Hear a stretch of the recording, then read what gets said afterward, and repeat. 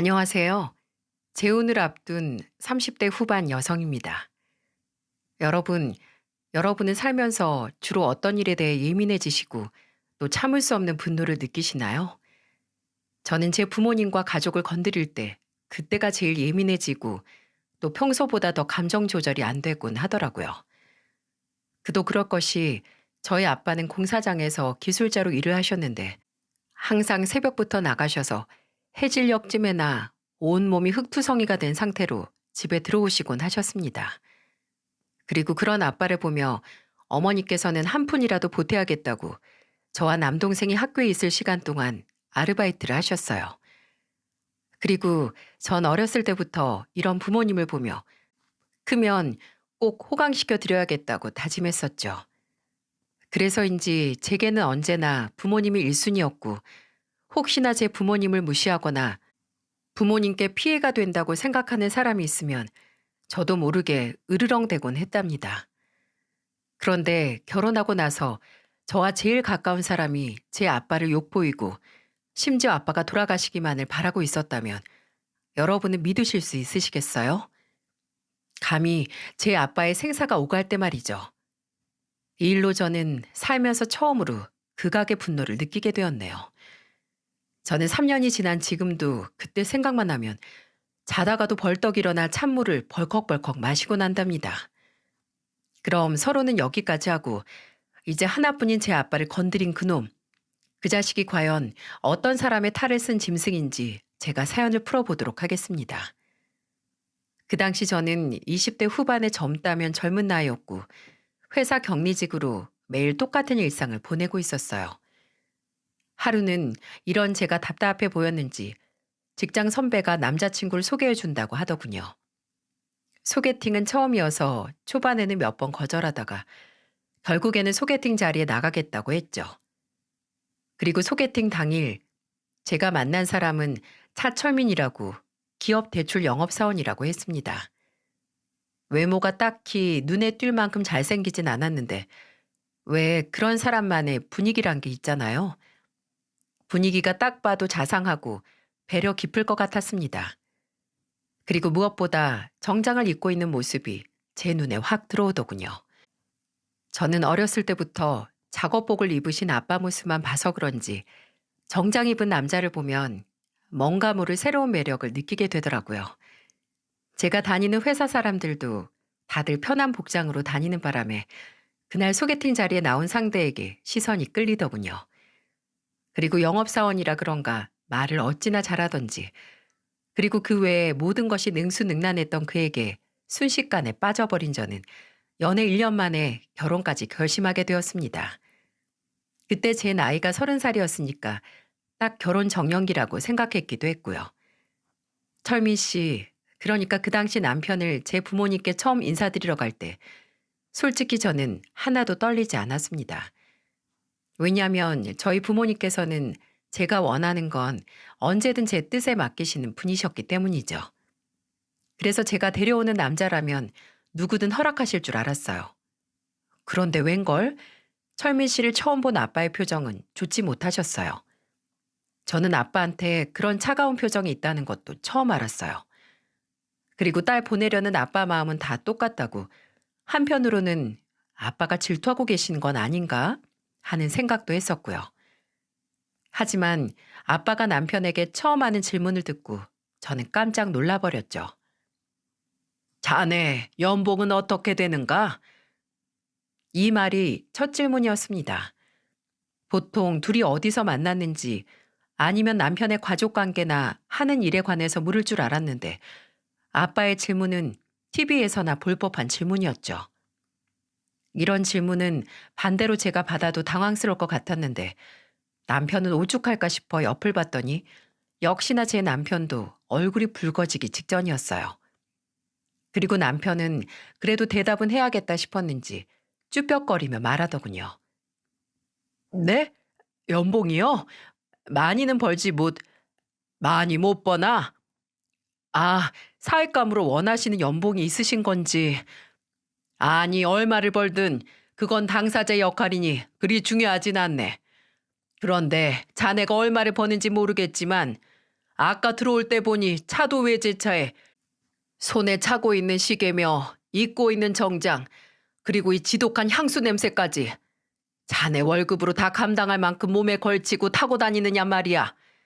이 모든 것들이 정말 능력이 돼서 하는 건지 아니면 단지 사치가 심한 건지 그걸 내 알고 싶은 거네.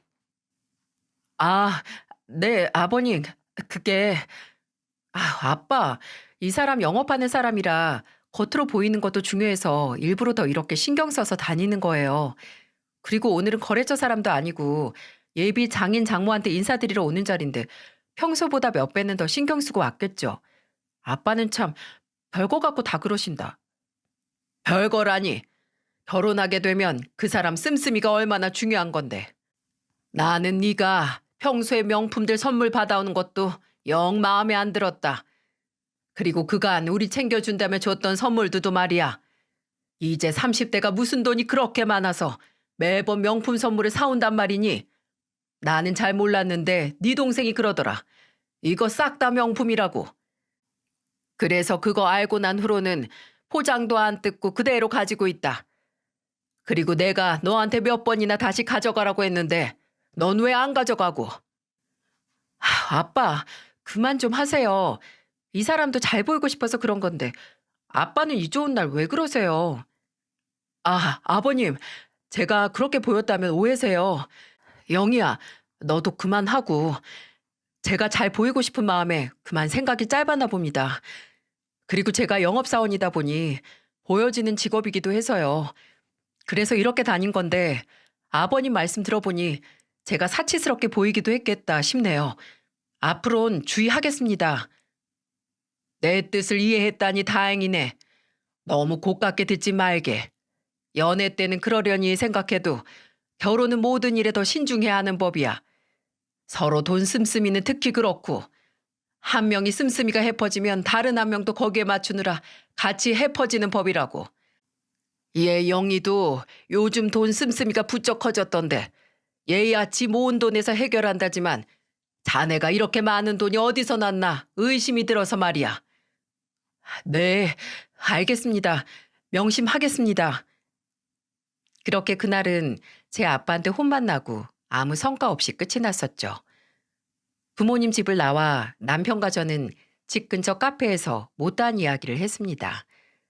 우리 부모님께 인사로 온다고 사온 선물을 안고서는 시무룩한 남편을 보자니 제 마음이 다 아프더군요. 그래서 저는 이날 카페에서만 2시간 넘게 남편을 달래줬던 것 같네요. 그리고 동시에 아빠에 대한 화는 점점 쌓여가고 있었고요. 그런데 결국 이제 와서 생각해보면 그날 달래줘야 할 건 남편이 아니라 제 미래였습니다. 저희 아빠는 성견 지명으로 절 구하려고 하셨던 거고요. 그리고 이번에는 예비 시부모님께 인사드리고자 예비 시댁으로 갔습니다. 예비 시부모님께서는 순댓국집을 운영하고 계셨는데 휴일이 따로 없는 식당이어서 집에서 뵙기는 어렵다고 하셨죠. 그래서 손님이 없는 시간을 골라 식당으로 갔습니다. 처음 가본 예비 시부모님의 식당은 시장 안 깊숙한 곳에 있었죠. 집에만 있는 게 심심하셨던 예비 시부모님께서 지인한테 인수하신 가게라고 했는데 남편의 말보다는 생각보다 작아서 의아했어요. 4인용 테이블 4개가 있었는데 그걸로도 가게는 꽉 차 보였고요. 예비 시부께서는 그곳에서 배달을 하신다고 하셨는데 식당 규모를 보고서는 배달 전문점인가 싶기도 했었던 기억이 있어요. 그런데 저를 처음 본 예비 시모께서는 과하다 싶을 정도로 제 물건들에 관심이 많으시더군요. 그리고 그런 예비 시모의 과한 행색이 자꾸 눈에 밟혔습니다. 뭐 식당 일하시는 분 중에 예쁘고 멋있게 꾸미시는 분들 많은 걸로 알고 있습니다.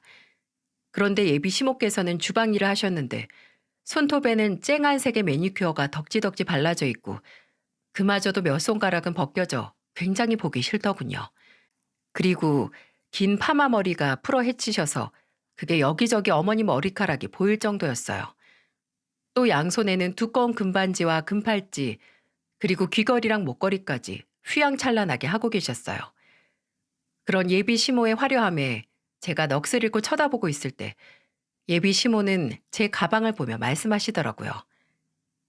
어머, 아가, 가방 너무 예쁘다. 철민이가 사줬니? 네? 아, 네. 이번에 프로포즈 하면서 하나 사주더라고요.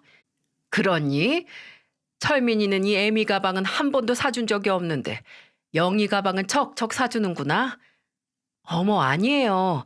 저 철민 씨랑 만난 지 1년째 되는 날, 프로포즈 선물로 처음 사준 거예요. 그러냐? 난 또, 얘 철민아, 너 결혼하기 전에 엄마 가방 사주기로 한 거 안 잊었지? 엄마도 참, 그거 내가 어련히 사줄게요. 그래, 너 엄마랑 약속했다? 영희라고 했지? 내 기대하고 있으마. 오빠, 엄마 가방 사주기로 한 거 확정 난 거야? 그럼 내 가방은? 가방을 기대한다는 말에 황당해하고 있던 제게 또 다른 목소리가 하나 들려왔습니다. 바로 남편의 여동생이었죠. 남편에게는 동생이 2명 있다고 했는데 남동생은 해외에 공부하러 갔다 했고 여동생은 결혼해서 남편과 잘 살고 있다고 했죠. 그런데 그날 남편의 여동생은 제 얼굴이 궁금하다며 저와 남편이 인사하러 온 시간에 맞춰 예비 시모 가게로 놀러 왔던 거죠. 오빠, 얼른 대답해. 내 가방도 사주는 거지? 그렇죠, 언니? 절 처음 보자마자 언니라며 대뜸 가방 얘기부터 하는데 이렇게 얌생이 같은 인상은 처음 봤습니다. 제 동생도 저한테 뭘 사달라고 함부로 말 못하는 마당에 처음 보는 남편 여동생이 저렇게 나오니 어이가 없더군요. 어머니도 그렇고 오빠한테 가방 사달라고 하는 건 무슨 얘기예요? 아, 언니 모르셨구나. 우리 엄마 말로는 결혼하면 여자 쪽에서 시댁에 선물 주는 거라고 하더라고요. 엄마 친구들은 다 명품 가방 하나씩은 받았다면서 저희도 받을 수 있냐고 오빠한테 물었었거든요. 그런데 제가 오다 들었는데 가방 얘기하시던데 언니가 엄마 사주기로 한 거 아니에요? 황당했습니다. 저와 남편은 서로 주고받을 선물 얘기만 했지. 아직 그렇다고 하고 서로 말 맞춰 준비한 것도 없는데 이게 무슨 소리인가 했죠. 그런데 남편의 동생 말로는 예비 시모가 그랬다고 하니 남편과는 상의한 게 아니구나 싶었어요. 그래서 화를 내지도 못하고 참고만 있을 때 글쎄 남편이 이러더라고요. 야, 너도 좀 기다려라. 때 되면 알아서 해줄 걸 그렇게 말하면 더 해주기 싫은 법이야. 기다려. 언니 눈치가 백단인데 너랑 엄마 거랑 어련히 잘해줄 거야. 이게 무슨 귀신 개 풀 뜯어먹는 소린가요? 저랑 상의되지 않은 말에 저는 어이가 없어 되물었죠. 철미 씨, 그게 무슨 말이야? 가방이라니? 그것도 2개? 그리고 만약 내가 준다면 나도 받는 게 있는 거야? 어머니, 혹시 어머니께서 제게 주실 보석 세트라도 준비해 두신 건가요? 어머니도 같은 여자라서 아시겠지만 요즘 누가 주기만 하는 결혼을 하나요? 반반 아니면 서로 안 주고 안 받는 거죠. 그게 요즘 신세대식 결혼이잖아요. 안 그래요, 어머니? 그리고 그러면 어머니 딸 보내실 때도 명품백 사가지고 보내신 건가요? 제가 쉬지도 않고 할 말을 한 뒤 남편을 노려보며 말하자 남편은 제게 속삭이더군요. 내가 알아서 할게. 우선 그냥 나 믿고 고개만 끄덕여줘. 라고 말이죠. 남편이 수상하긴 했지만 지금 저를 이상하게 바라보는 예비 시모 눈빛보다는 제 남편의 말을 믿는 게 더 낫겠다 싶었죠. 그래서 그날은 더 이상 아무 말 하지 않고 밥만 먹고 돌아왔습니다. 하지만 뭔가 묘하게 찝찝한 게 앞으로 무슨 일이 터져도 터지겠다 싶었죠. 하지만 양가 어른들을 뵙고 결혼식을 준비하기 시작했는데 초반 걱정했던 거와는 달리 아무 문제가 없었습니다. 그날 이후로 시댁에서도 제게 가방을 사와라, 뭘 해와라 하는 얘기가 일절 없었고요. 남편이 본인만 믿으라더니 알아서 잘했나 싶었어요. 그리고 오히려 걱정보다는 큰 선물을 받았는데 바로 저희 아빠가 제게 집을 해주신 거였죠. 남편과 제 예산에 맞추려다 보니 집이 마음에 드는 게 없었고 그래서 어차피 신혼이고 젊으니까 적당한 집 찾아서 들어가 전세로 살자 했었습니다. 그런데 엄마를 통해 이런 제 사정을 아신 아빠는 첫 시작이 중요하다며 제게 선뜻 집을 해주신다고 하셨죠. 그때 아빠는 남편을 계속해서 탐탁지 않아 하셨는데 집을 해주신다면서 명의는 무조건 제 단독 명의로 하신다고 하셨어요. 그때 기죽을 남편을 생각하자니 살짝 섭섭한 마음이 있긴 했는데 이내 이렇게 큰 선물을 주신다니 저는 그 당시 감격의 눈물을 흘렸습니다. 아빠가 집을 해주신 덕분인지 결혼 예산이 많이 남아서 저는 제가 원하는 혼수도 다 장만해서 새 집을 꾸렸죠. 그리고 결혼식을 치르고 신혼여행까지 다녀온 후 남편과 저는 축의금 정리도 끝내고 그간 결혼식 비용으로 정산할 건 다 정산한 뒤 서로 남은 현금을 공개한 후에 앞으로 계획을 짜자고 했죠. 그렇게 하나하나 정산하고 남은 잔액을 서로 적어 보였는데 제 눈에는 황당한 숫자가 적혀 있었어요. 남편에게 남은 돈이라고는 꼴랑 400만 원이 전부였던 거죠. 여보, 여보 왜 현금이 400만 원밖에 없어? 처음에 나한테 6천만 원 정도 있다고 했잖아. 그런데 우리가 서로 주고받은 거라곤 300만 원짜리 시계가 전부였고 원래 여보 돈으로 전세 자금 넣기로 했었어 가지고 결혼식 관련 비용도 다 내가 냈고 혼수도 내가 장만했잖아. 신혼여행도. 그런데 집은 우리 아빠가 해주느라 집 비용은 하나도 안 들었고 게다가 당장 축의금 들어온 것도 있을 텐데 왜 현금이 400만 원밖에 없냐고. 아, 우선 축의금은 부모님 다 드렸어. 왜 원래 결혼식은 부모님 손님들이라고 한다잖아. 그리고 나 잘 키워서 이렇게 장가까지 보내주셨는데 축의금 정도는 드려야지. 그리고 또 나 장가 보내는데 어떻게 아무것도 안 해드려. 그래서 지난번에 말했던 가방 그것도 내가 해드렸어. 뭐? 아주 효자 납셨네. 아니 난 뭐 우리 부모님 안 해드리고 싶어서 안 해드린 줄 알아? 축의금이야 사전에 얘기가 안 된 거니까 그럴 수 있다고 쳐도 나한테 처음 말했던 예산 6천만 원은 그대로 쥐고 있었어야지. 그걸 쓰려면 말이나 하던가. 난 당연히 그 돈이 그대로 있는 줄 알았더니 이게 뭐야. 아니 생각을 해봐. 우리 엄마 친구들은 다 선물 하나씩 받았다는데 우리 엄마만 빈손이어봐. 네가 욕먹는 거 아니야? 난 너 욕 안 먹게 하려고 그런 건데 네가 화내니까 당황스럽다. 그리고 그동안 나 키워줬으니까 이 정도는 해줄 수 있지. 그리고 남은 돈으로는 아빠 차 한 대 뽑아드리느라 다 썼고 아빠가 요즘 부쩍 여행 다니는 걸 좋아하시는데 차가 없으니 불편하다고 해서 말이야. 뭐? 정신 나갔어? 아니 뭔 갑자기 효자 행세야. 그럼 나랑 결혼하기 전에 다 해드리지 그랬어. 그렇게 따지면 우리 부모님도 나 키우느라 얼마나 고생하셨는데 나도 너랑 나중에 손가락 빨고 살 작정을 하고서라도 우리 부모님을 챙겨드렸어야 하는 거야? 그러지 그랬어. 누가 그러지 말라 했어? 우리 돈이니까 못 그런 거지. 대체 누가 결혼 앞두고 겁도 없이 돈을 그렇게 펑펑 써? 아, 정말. 왜 신혼집 들어온 첫날부터 돈돈거려? 아니, 막말로. 앞으로 내가 벌어온 돈은 다 자기 돈이 될 텐데, 결혼하기 전 내가 모아둔 돈 딴 데도 아니고 가족한테 쓰고 온 게 죄야? 내가 이렇게 한 소리 들을 일이냐고. 그리고 어차피 장인어른께서 집도 장만해 주셨으니 내 돈은 쓸 데도 없었을 테고 말이야. 그래, 말 잘했다. 그럼 우리 아빠는 너희 가족한테 몇 천만 원씩 쓸 때 우리 살 집 마련해준 우리 부모님께는 구두 한 켤레 사드렸어? 장인어른은 내가 선물해 주는 거 싫어하시잖아. 알고도 그래? 그리고 장인어른은 돈도 많으신데 뭐가 문제야? 너도 봤지만 우리 부모님은 형편이 그러지 못하시잖아. 남편은 마지막 말을 끝으로 화가 난다며 모자를 푹 눌러쓰고 나가더라고요. 이게 대체 무슨 논리인지. 남자들은 결혼하면 효자가 된다던데 다 저런가요? 애초에 결혼식 비용을 모아서 해야 했는데 갑자기 후회 막심하더군요.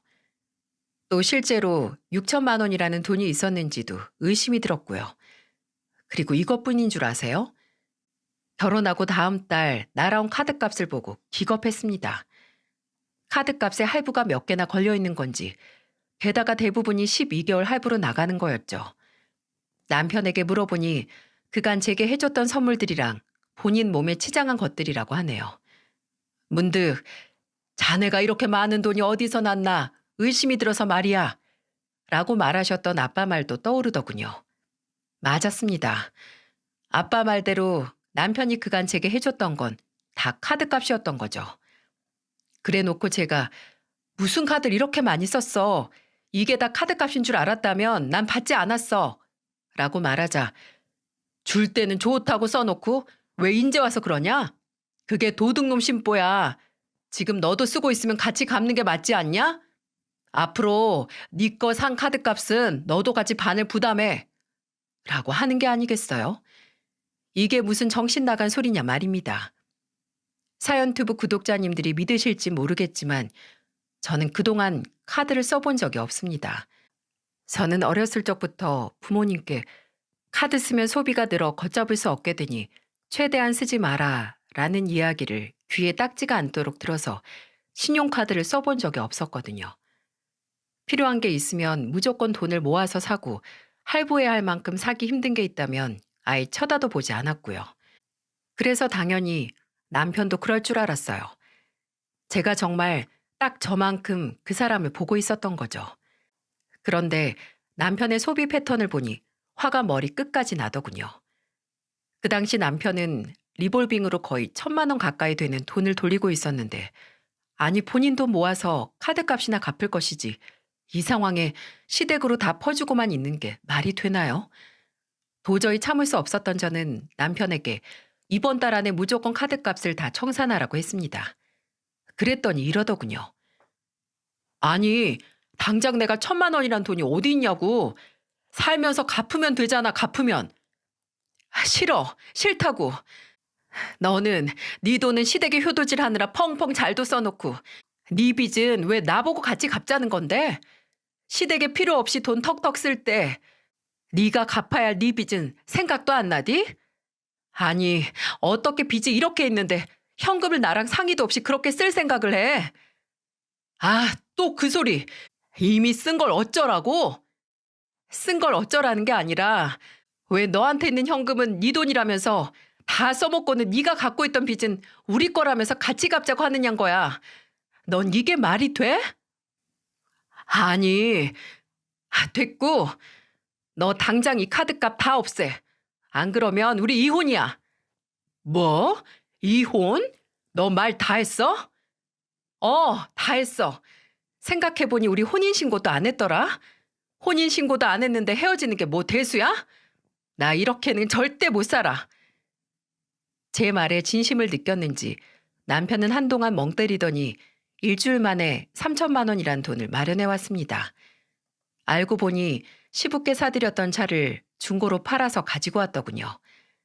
그리고 더 웃긴 게 시부는 애초에 차도 필요 없었다는 거였어요. 아니 심지어 면허도 없더군요. 따지고 드니 남편이 자기 돈을 저랑 나눠 쓰는 게 싫어 결혼 전에 급하게 뭐 해줄 거 없나 하다가 본인이 갖고 싶었던 차를 하나 더 샀다고 하더군요. 정말 파렴치한 사람이죠. 그때 당장 끝을 냈어야 했는데 아빠 반대를 무릅쓰고 한 결혼이라 그랬는지 더 잘 살아야 한다는 죄책감에 남편을 한번 용서해 주기로 했었습니다. 그리고 그 뒤로 비슷한 문제는 없었고 본인도 정신을 차렸는지 급여도 제게 꼬박꼬박 이체해줘서 한 푼 두 푼 다시 모아갔죠. 그렇게 저희는 2명의 아들도 낳고 부모님 걱정과 달리 하루하루 잘 지내가고 있었습니다. 그리고 결혼한 지 5년쯤 되었을 때 남편이 웬일로 저희 아빠 생신을 먼저 챙기겠다고 하더라고요. 평소에도 챙기긴 했지만 제가 식당 예약하면 와서 밥 먹고 제가 준비한 용돈 봉투를 아빠한테 건네는 일이 다였거든요.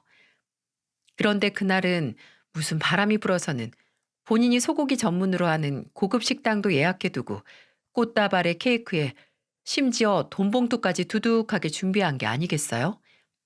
이 사람이 이제야 처가댁도 제대로 챙기는 건가 싶어서 저는 괜히 아빠 옆에 붙어 아빠는 사위 잘 둬서 좋겠네.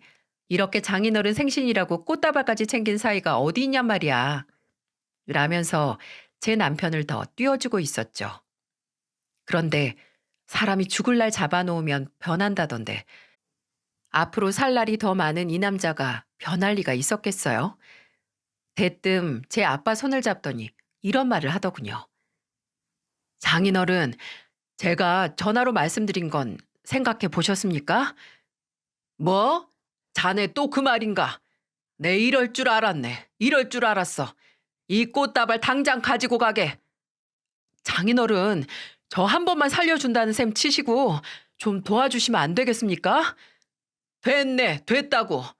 사내가 돼서 어찌 그렇게 제 혼자 살궁일 못하고 여기저기 손을 벌리는 거야. 얘 영희야, 너희 남편이 뭐하고 돌아다닌 줄은 아냐? 예? 아빠, 그게 무슨 말씀이세요? 나보고 집을 내놓으란다. 네? 아빠가 사는 집을요? 아니, 그게 무슨 소리예요? 글쎄, 네 남편이 사업이 하고 싶단다. 그러면서 내가 사는 집이 재개발 지역인 건 또 어떻게 알았는지 땅값 많이 올랐다면 나보고 집 팔고 그 돈을 자기 주면 그걸로 사업한다는 거 아니겠냐? 내가 사위한테 집 놓으란 소리나 들어야겠어? 뭐? 당신, 당신 진짜 우리 아빠한테 그랬어? 아, 장인어른이야. 워낙 돈 많으시잖아요. 그리고 그 지역 집값이 지금 얼만데요. 지금 아니면 이런 기회 또 없어요. 아, 장인어른 장모님이야. 우리 집에 모셔도 되고요. 딸이랑 같이 사셔도 좋잖아. 예끼, 내가 이래서 자네를 처음부터 싫어한 거야. 돈을 쉽게 쓰는 사람 치고 돈을 귀하게 여기는 사람 못 봤고 돈을 귀하게 여기지 못하는 사람 중에 돈을 많이 버는 사람도 못 봤어. 그저 어떻게든 쉽게 벌려고 자네 영희 동생한테도 돈 빌리고 다닌다면서 처남한테 그게 무슨 꼴인가? 그리고 말이 나와서 말인데 내가 그동안 야금야금 자네한테 빼준 돈이 얼만데 아직도 나한테 돈 타령을 하냔 말이야. 아빠, 뭐라고요? 당신 영복이한테도 돈 빌리고 다녔어? 왜? 그리고 그간 이 사람한테 돈을 해주셨어요? 아, 그게 저 장인어른, 제발 이번 한 번만. 시끄러워! 다시는 그 일로 나 찾아오지 말게. 아빠는 본인을 찾아오지 말라는 불효령을 내리시곤 엄마와 영복이랑 셋이 집으로 가셨죠. 이 상황이 너무 놀란 저는 집에 돌아와 남편에게 영복이한테 돈을 빌린 것부터 시작해서 사업 이야기는 뭔지 하나하나 따지고 들었습니다. 그런데 차라리 모르는 게 더 나을 듯 싶었어요. 남의 집 기둥은 뽑아오는 게 아니라고 했나요? 제 남편은 시댁의 기둥이나 다름없더군요. 시부모님께서는 원래 돈놀이 하셔서 돈이 많으셨는데 일이 그만 꼬여 순댓국집을 운영하셨던 거라고 했습니다. 그런데 그 식당마저 위생 상태 불량인 게 소문이 나서 손님이 다 떨어져 금방 문을 닫았다고 하더군요. 그러느라 빈털터리이신 지 꽤 됐다고요. 그리고 남편의 여동생도 그 당시 나이가 30살 중반이 다 돼가는데 사치가 심해 본인 남편이 가져다 주는 월급을 매번 넘기는 카드값이 나오고 그거 메꾸려고 주부 대출 같은 거 받아서 돌린다고 하네요. 그러니 이 사람들이 손 벌릴 때가 제 남편밖에 더 있었겠어요? 그리고 남편은 이런 시댁에 끊임없이 지원을 해줬는데 그 돈은 제게 속인 월급이랑 인센티브, 수당을 빼돌린 거였죠. 영업사원한테는 인센티브가 꽤 큰 금액인 거 아시죠? 그런데 그 돈들이 시댁에만 홀랑 들어간 거면 제 남편 처지가 불쌍해서 한 번은 눈 감아줬을 텐데 재버릇해 못 준다고 총각대 쓰고 다녔던 씀씀이를 그대로 써대느라 본인 물건 사는 데만 해도 많은 돈을 썼던 거죠. 당신 미쳤어? 아니, 시댁만 자기네 가족이야? 그럼 우리 가족은? 당신이랑 나, 그리고 우리 애들은? 우린 어쩌라고 그 돈을 그렇게 시댁에 다 퍼주냐 말이야. 시댁에 몽땅 다 준 건 아니야. 나도 좀 사람답게 살아야지. 네가 주는 용돈 꼴랑거 50만 원 가지고 한 달을 어떻게 살아? 그거 가지고 나 영업 나갈 때 구두 한 켤레도 못 사. 뭐? 꼴랑 50만 원? 나는 용돈도 없이 생활비 아껴가며 그걸로 살아. 그리고 차철민 씨, 정신 차려. 당신이 회사 대표들 만나면서 영업한다고 당신이 뭐 대표라도 된 줄 알아? 뱁새가 황새 따라가다 가랑이 찢어진다고. 당신이 그 사람들이랑 같은 옷, 같은 구두, 같은 차를 타야 할 이유가 뭔데? 그리고 대체 영복이한테 돈 빌리는 건 뭔데? 그건 어디다 쓰려고? 아, 몰라. 대표들 비위 맞추다 보니까 나도 핫딱지가 나서 나도 대표 한번 해보려고 그런다. 왜? 그래서 회사도 때려치웠고 생각해보면 장인어른도 참 너무하셔. 아니, 사위 사업 미천 대주는 게 뭐가 그렇게 어렵다고. 그 돈은 저승길에 지고 가실 거래? 그거 우리 아빠가 더우나 추우나 30년간 공사일하면서 모은 거야. 그게 뭐 당신 돈인 줄 알아? 그리고 우리 부부 아니야? 회사를 그만두고 말고는 나랑 상의했었어야지. 무턱대고 그렇게 그만두면 어쩌냐 말이야. 에이, 있는 사람들이 더하다고? 나도 이제 장인어른한테 싫은 소리 안 해. 생일날 용돈까지 드렸는데 말이야. 나도 더는 좋은 사이 안 한다고. 적반하장도 유분수라더니 저런 것도 사람이라고 같이 살았던 제가 한심하게 그지없더군요. 그리고 옛말에 부모 말 틀린 거 하나도 없다더니 결혼 전 아빠가 남편 사치심을 꾸짖으셨을 때 그때라도 제가 정신 차렸어야 했는데 정신 못 차린 제가 천치 바보죠. 다음날 아침이 되니 그때 아빠 말을 안 듣고 생신날 그 사단을 만든 것이 다 송구스럽더군요. 그래서 다음날 아빠 일 끝날 시간에 맞춰 전화드리고 저녁에 애들이랑 같이 친정 부모님을 찾아뵈야겠다고 생각했습니다. 그런데 제 마음을 읽기라도 한 듯 엄마한테 전화가 왔어요. 그런데 엄마의 목소리는 꽤나 다급해 보였죠. 영희야, 영희야, 너 어디니? 지금 당장 병원으로 와라. 네 아빠가, 글쎄, 네 아빠가. 갑작스런 엄마의 전화에 저는 집에서 입던 차림인 것도 까먹고 헐레벌떡 병원으로 뛰어갔습니다. 그리고 응급실에서 본 아빠의 모습은 팔, 다리 복부할 것 없이 붕대로 칭칭 감겨 계시더군요. 엄마, 이게 무슨 일이에요? 아빠가 갑자기 왜 이러고 누워 계세요? 영희야, 글쎄, 네 아빠 현장에서 옹벽이 무너지는 바람에 네 아빠가 이렇게 됐지 뭐니. 네? 옹벽이요? 그래서 우리 아빠 지금 어떤 상태인데요? 다행히 네 아빠는 옹벽 가장자리에 계셔서 큰 화는 피했지 뭐니. 그렇지만 경과는 좀 더 지켜봐야 알겠다고 하더라. 그런데 같이 일하는 인부 중에 한 명은 그 자리에서 바로 그렇게 되고 두 명은 중태로 중환자실에 있다고 하더라. 이걸 하늘이 도왔다고 해야 할지 뭐라 말해야 할지 모르겠구나. 사람 일은 한 치 앞도 모른다고 하더니 아빠한테 죄송하다고 사과하려던 오늘 이렇게 병원 침대에 누워서 제가 온 것도 모르고 계시니 모든 것이 혼란스러웠습니다. 그리고 정말 망할 남편이지만 이럴 때는 또 남편이 생각나더라고요. 그런데 이 사람은 아직 본인 잘못도 모르는지 제 전화를 툭툭 끊어버리는 게 아니겠어요? 왜 통화음이 다 가지도 않았는데 연결이 되지 않는다며 끊기는 거요. 와, 정말 화가 나더라고요. 그래서 문자로 아빠 심하게 다치셨으니까 빨리 연락해 라고 보내놨죠. 그리고 기다리길 한참 뒤 답이 없어 핸드폰을 보니 제 문자를 읽었음에도 답이 없었던 거였어요. 그렇게 남편은 3일간 집에 들어오지도 않고 아무 연락도 없었죠. 그 사이 아빠는 다행히 회복이 빠르셔서 일반 병실로 옮기셨고요. 아빠가 일반 병실로 옮기자 안심이 됐던 저는 집 청소도 하고 아이들 옷도 챙길 겸 집으로 갔습니다. 그 당시 제가 주로 병원에 있고 엄마가 제 아이들을 돌봐주고 있었거든요. 그런데 집 복도로 들어서는 순간 웬 스님 한 분이 우리 집 앞에서 어슬렁거리는 게 아니겠어요? 아니 스님, 무슨 일로 저희 집 앞에... 형수님, 안녕하세요. 저는 철민이 형 동생 철주예요.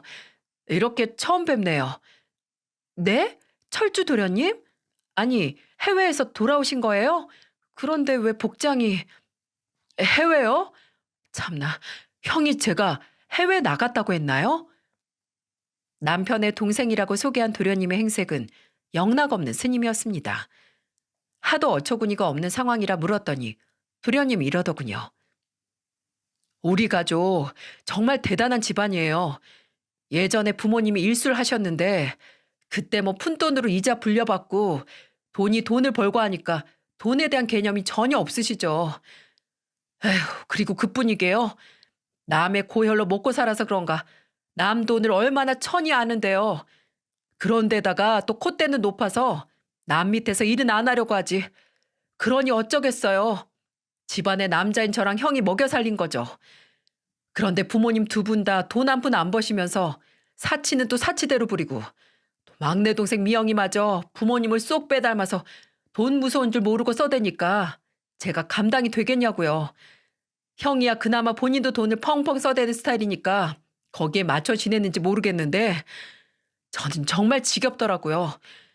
제가 어린 나이에 인터넷 쇼핑몰로 돈을 좀 벌었는데 그거 고스란히 다 부모님께 들어갔어요.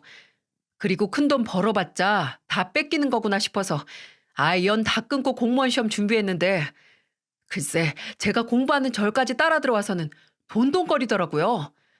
그리고 제가 있던 절에 와서 공부할 시간에 돈 벌어 오라는 엄마 말을 듣고서는 저도 작정했죠. 다시는 돈 버는 일을 하지 않겠다고요. 반항 같은 거요. 그래서 전 그날로 아예 절에 눌러앉아 버렸죠. 그런데 최근에 또 무슨 바람이 불어선지 형이 절 찾아왔다고 하더라고요. 급한 일이라면서 절 찾았다는데 그날은 제가 없었거든요. 그래서 연락할 방법도 없겠다 해서 이전에 남겼던 집 주소로 이렇게 찾아온 거예요. 그리고 이렇게 형수님을 뵌 거고요. 참, 제가 몇 년간 살면서 봐온 시댁 식구들만 봐도 진절머리가 나는데 도련님이 가족한테 진절머리나 스님이 될 정도면 이거 말 다 한 거 아닐까요? 차라리 저는 이 인간이 이대로 제 눈앞에 나타나지 않았으면 좋겠더군요. 그런데 그날 제가 병원에 다시 돌아갔을 때 드디어 남편이란 놈이 제게 전화를 걸어오더군요. 여보, 장인어른은 아직도 안 좋으셔? 보니까 사고가 크게 났더만. 나도 좀 전에 기사 보고 알았어. 그래? 내 문자 보고 병원으로 바로 달려왔으면 당연히 알았을 사고를. 당신은 3일 뒤에 알았네? 당신이 돈 가져오라길래 나도 시간이 필요했지. 장인어른은 괜찮으신 거 맞지? 괜찮길 바라고 묻는 거야? 아니면 괜찮지 않길 바라고 묻는 거야? 그리고 당신 술 마셨니? 무슨 말이 그래? 나는 당연히 괜찮길 바라. 남편과 통화하는 중에 갑자기 누군가 웃는 목소리를 들었습니다. 그리고 이 남자는 정말 코가 삐뚤어질 정도로 마신 건지 제게 뻔히 다 들리는데도 작게 이러더군요. 엄마, 아빠, 조용히 좀 하세요. 영희랑 지금 통화 중이잖아요. 뭐? 당신 지금 시댁에 가 있어? 아니, 시댁은 무슨, 그냥 집 앞 편의점에서 한잔 했어. 내가 차마 장인어른 뵐 낯이 안 서서 말이야. 그게 무슨 말이야? 당장, 예, 철민아. 네 장인 곧 저승길 가는지 안 가는지 그것만 물어보라고. 뭐 나이 70이면 갈 때 되긴 했지. 또다시 전화 너머로 소리가 들리는데 역시나 시모의 목소리였습니다. 시모 특유의 웃음 섞인 말투로 말을 하시는데 70이면 갈 때가 됐다니 저희 아빠 보고 하는 소리 아닌가요? 유심히 더 들어보니 남편 시모 시부의 목소리는 이미 다 술에 쩔어 고주망태 상태였죠. 뭐? 저승길? 갈 때가 돼? 이런 미친 집구석을 봤나? 야, 너 지금 우리 아빠 저승길 가기만 바라고 있냐? 어? 뭐 이런 짐승 같은 놈이 다 있어? 아빠 아프시다는데 병원은 안 와보고 어김없이 시댁에 가서 술을 마시고 있어? 우리 아빠가 그간 우리 사는데 얼마나 많이 도와주셨는데. 아, 됐다, 됐어. 너랑 말을 말아야지. 장인어른한테는 내일 내가 가볼 테니 끊어. 본인 할 말만 하고 전화를 툭 끊어버리는 남편. 이거 정말 정신 나간 사람 아닌가요? 그리고 그 시댁 식구들도요. 우리 아빠 돈을 왜 지네 돈처럼 저러는지 제정신이 아닌 사람들이었죠. 다음날 저는 남편이 병실로 찾아온다길래 미리 만나서 입단속을 시켜놔야겠다 싶었습니다. 그때 저희 아빠는 2인실 병실을 쓰고 계셨는데 옆에 환자는 아빠가 들어오고 이틀 뒤 퇴원하셔서 침대가 비어 있었어요. 저는 아빠 점심 드시는 걸 도와드리고 전날 분해서 잠을 잘 못 자서 피곤했던 저는 옆 환자 침대에 달린 보호자 침대에 누워 있었어요. 아빠 쪽 보호자 침대도 있었지만 내려오실 때 불편하실까봐 제가 일부러 옆 보호자 침대에 누워 있었던 거죠. 햇볕이 잘 들어오는 병실이어서 담요를 얼굴까지 뒤집어 쓰고 자고 있었는데 누가 병실로 들어오더군요. 장인어른, 주무십니까? 아니면 못 일어나고 계신 겁니까? 장인어른. 남편, 아니 그 자식의 목소리였습니다. 저희 아빠도 곤히 주무시는지 아무 대답이 없으시더군요. 일어나서 그 자식한테 말을 걸려던 순간 저는 충격적인 말을 들었어요. 못 일어나시는 게 맞나 봐요? 제가 이렇게 불러도 대답을 못 하시는 거 보면. 하긴 장인어른 이미 그 정도면 오래 사셨습니다. 70이면 오래 사신 거죠. 이제 더는 욕심 부리지 마시고 제게 주기 아까우면 그 집 유산으로라도 우리 영희 주세요. 그럼 제가 영희한테 받아서 집안 한번 일으켜 보겠습니다. 제가 잘 돼야 영희도 잘 사는 거 아니겠어요? 너무 고가게 듣진 않으셔도 되고요. 그 재산들 다 쌓아두셔봤자 무거워서 저승길에 못 들고 가세요. 라는 말이었죠. 가만 보니 술 냄새도 풀풀 풍기는데 이 자식 낮술까지 하고 왔더군요. 화가 난 저는 이 짐승만도 못한 놈을 덮치려 들 때 갑자기 아빠가 벌떡 일어나시는 게 아니겠어요? 이 벼락 맞을 놈! 내가 돈 좀 안 해줬다고 사위한테 이딴 소리나 듣고 있어야 하냔 말이야. 네가 그 정도밖에 안 된 인간이니 내가 못 준다고 하는 게야. 지나가던 짐승도 은혜를 안다는데 내가 그간 네 놈한테 해준 게 얼마나 많은데 더 안 내놓는다고 이러냐고. 뭐? 70이면 오래 살았다고? 네 놈은 네 놈한테는 70이 안 올 것 같냐? 그리고 유산? 내 유산이 너한테 단돈 1원이라도 들어갈 것 같으냐? 아니, 내 눈에 흙이 수도 없이 들어온다 해도 네 놈은 더 이상 아니야. 네 놈은 이제 우리 집 식구 아니니까 당장 여기서 꺼져. 장인어른, 아, 화내시는 거 보니 다 나으셨나 봅니다. 제가 걱정돼서 한번 자극한다는 게 헛소리 집어쳐. 끝까지 입만 살아서는 네 그 새치 혀에 놀아놔줄 생각 없다. 아니, 야, 너 우리 아빠한테 뭐? 이거 진짜 돌았네. 야, 네가 우리 아빠한테 그런 말 하고도 뭐? 장인어른? 너 당장 이혼이야. 내 집에서도 당장 나가. 이혼이라는 소리에 이제야 술이 깼는지 남편은 갑자기 무릎을 꿇으며 말하더군요. 여보, 아니 그게 왜 당신 집이야? 우리 집이지. 그거 아빠가 내 명의로 해준 거 잊었어? 그리고 당신이 몰고 있는 차, 그것도 실은 아빠가 나랑 애들 편하게 타고 다니라고 준 차 아니야? 그 차 키도 당장 반납해. 그리고 네가 쓰고 있는 생활비 카드도 다 반납하고. 여보, 아니 장인어른, 제가 술이 과히 실수한 것 같습니다. 됐어. 이런 짐승만도 못한 놈. 너 그간 내가 너한테 빌려준 돈들 내가 차용증 다 갖고 있다. 같이 가서 공증 받았던 것도 다 기억하지? 나도 더는 봐줄 생각 없으니 당장 나랑 영희 앞에서 꺼지래도. 장인어른, 그럼 제 사업자금은요? 저 장인어른이 해주실 거라 굳게 믿고 이미 사무실도 다 계약해 놨는걸요? 뭐? 이 자식이 끝까지. 화를 참지 못하신 아빠는 그 자리에서 벌떡 일어나서 옆에 있는 목발을 들고 그 자식을 사정없이 패기 시작하셨죠. 몇 대 맞고 나니 술이 완전히 깼는지 그 자식의 신발이 벗겨진지도 모르고 병실 밖으로 후다닥 나가더군요. 그 뒷모습을 보는데 저런 별 볼 일 없는 놈이랑 살았다고 생각하니 창피하기 그지없었습니다. 그리고 난 후 저는 당장 집으로 가 남편의 옷이란 옷은 모조리 가방에 집어넣고 밖에 내놨습니다. 그날 밤 주변이 떠나가라 소리를 지르며 문 열어달라는 그 자식에게 저는 새벽까지도 문을 열어주지 않았고 결국 포기한 그놈은 어디론가 가더군요. 그리고 저는 바로 이혼 소송을 진행했고요.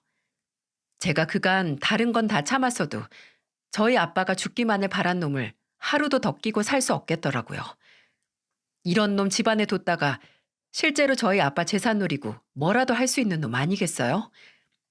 아빠는 허락한 적도 없는데 혼자 김치국물 마셔가며 다니던 회사도 때려쳐 돈도 없고 집이랑 차도 없이 완전 벼락 거지꼴로 쫓겨난 그놈은 이혼 후로도 제게 한참을 매달리더군요. 그런데 제가 아예 대꾸도 안 하니 어느 순간 꼬리를 내리고 사라졌어요. 후에 알게 된 이야기로는 그 자식은 지인들한테도 사업 투자금이란 명목으로 돈을 빌렸다고 하는데 그 자식이 무슨 능력이 있겠습니까? 그대로 다 탕진하고 쫓기는 신세가 됐던 거죠. 어디 가서 감옥살이 하고 있는 건지 몇 년째 연락도 없네요. 아무튼 이런 보잘것없는 놈을 청산하고 3년쯤 흘렀을까. 제게도 새로운 사람이 찾아왔어요. 똥차 가고 벤츠 온다던가요? 재물을 구차하게 얻으려 말고 공경을 구차하게 피하지 말라라는 말이 있던데 이 두 가지 전부 해당했던 전 남편 때문에 사람 보는 눈을 확실히 길렀던 저는 이번에는 공무원이고 착실하고 성실한 삶을 살아가는 사람을 만났죠. 맨날 돈돈거리며 여기저기 빌릴 줄만 아는 사람이랑 살다가 매달 고정적인 월급이지만 아끼고 제 능력과 투자에 돈의 가치를 아는 예비 새 남편을 만나니 제 삶도 안정감이 들더라고요. 그리고 이런 예비 새 남편을 저희 부모님께서도 모두 마음에 들어 하셨고요. 제게 아이가 2명이라 재혼은 못할 거라 생각했는데 전 부인과 사별한 예비 새 남편이 제 사정을 모두 품어주는 덕분에 재혼까지 추진하게 되었죠. 그리고 이제 2달 뒤면 결혼식을 올린답니다. 평소 사연투브를 들으며 댓글로 같이 공감도 하고 또 서로 응원을 주고받는 모습이 그간 지루했던 제 삶의 유일한 낙이었는데요. 아이가 둘인데도 불구하고 똥차에서 벤츠로 새 삶을 산 제 이야기도 누군가에게는 할 수 있다는 용기가 되길 바라며 부끄럽지만 이렇게 제 사연을 적어봤습니다. 이제 날도 많이 따뜻해지고 모두를 설레게 하는 벚꽃도 만개 시기가 다가오는데요. 사연투브 여러분들도 모두 봄처럼 설레는 하루하루 보내시길 바랍니다.